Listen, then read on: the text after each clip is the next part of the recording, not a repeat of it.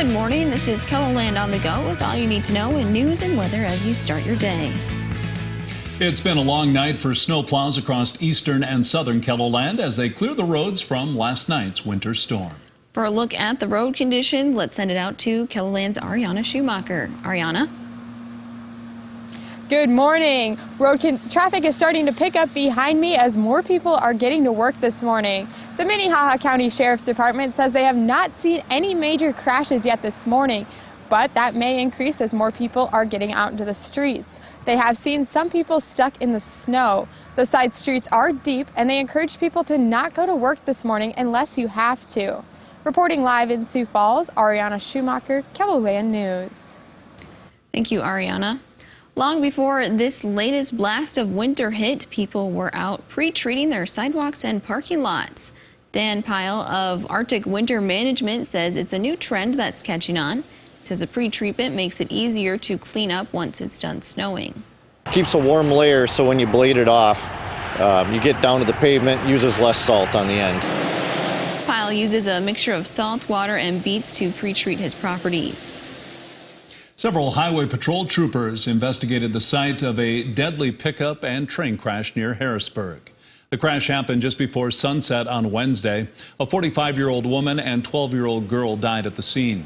The 44-year-old man driving the pickup was airlifted to Sioux Falls with life-threatening injuries. The crash happened on a gravel road south of Harrisburg. The Lincoln County Emergency Manager wants to remind drivers to pay close attention to these kinds of railroad crossings. We have so many of them throughout our county that are not marked with barricades or arms that come down, and it'd be almost impossible to have them everywhere. Our main intersections have those with flashing lights, but our rural ones do not.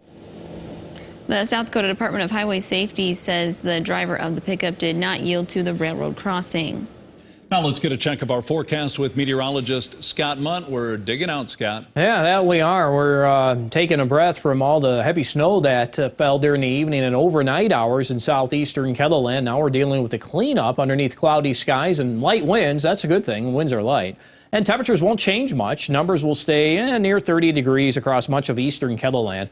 We are starting the day with temperatures in the single digits and teens in western and central South Dakota. That will change with sunshine. Rapid City, Pierre, and Mobridge will have numbers return to the 30s and 40s. I'll have more details on your forecast, including that storm system for next week, coming up here in a couple of minutes. Thank you, Scott. Make sure to download the KELOLAND Storm Tracker app to your smart devices. You can see when snow will hit your area again, as well as check out the 7-day forecast. Xcel Energy customers in South Dakota will see higher energy bills next year. Xcel filed for an electric rate request with the South Dakota Public Utilities Commission on June 30th. The company said it was seeking an 18% increase that would go into effect January 1st, 2023. For the average Xcel Energy customer, the increase will be roughly $20 more a month. The PUC hasn't made a final decision on the request, but that doesn't stop Xcel from implementing its new rate.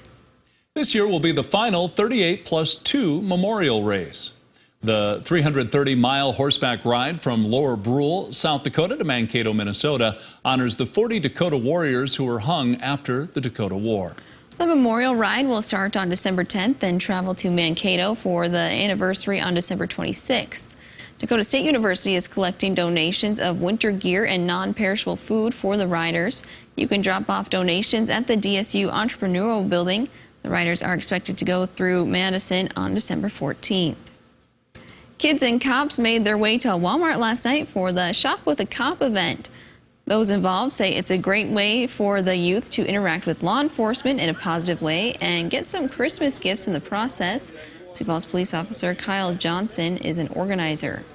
It gives officers a chance to interact in a different way than what they would really on a call for service, because obviously there is no call for service for this. There is no crime. There is nothing bad, no crisis or anything like that. So that way the officers can interact with the kids on a personal level, and it's really great. I get really good feedback from the officers every year, and they always volunteer for the next year.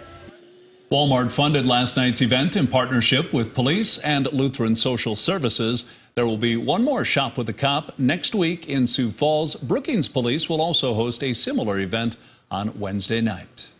And that's a look at some of our top stories. Now let's get one last look at your weather with meteorologist Scott Mudd. Scott? All right, good morning, everybody. For today, cloudy skies will hold across eastern South Dakota, Minnesota, and Iowa. We'll have some sunshine into western KELOLAND. If you don't see the sunshine tomorrow, as you see a decrease in cloud cover in eastern and southeastern South Dakota, you have a better chance probably on Sunday. Temperatures, for the most part, probably remain in low to middle 30s to cover eastern South Dakota, Minnesota, and Iowa. Warmer in the western KELOLAND, where Rapid City may hit 51. That will soon come to an end with that system approaching for next week. This is Monday. Notice how the rain starts to develop in central to eastern KELOLAND. Along with that, we'll have to watch for the possibility of freezing rain and then eventually seeing snow. And we'll have heavy snow, I would say Monday night into Tuesday in western, northwestern South Dakota. Eventually seeing heavy snow probably Tuesday night into Wednesday in northern South Dakota. And then we'll see where the freezing rain component decides to set up. But there's a lot of moisture wrapped up in this system. More on that in a bit. Now, the chance of seeing at least 6 inches of snow, this is for next week, and this is just an early indication. So, yes, things do change. But that is setting up north central and northeastern South Dakota. What about a foot? Well, we may see that. Rapid City, Mobridge, Aberdeen, at least 25% chance. So, that information is out there with the heavy snow possibilities. Now, the total for the liquid, the amount of precipitation next week, over an inch. Mobridge to Aberdeen, at least a half to an inch for the rest of KELOLAND. Some spots will get a little more than that.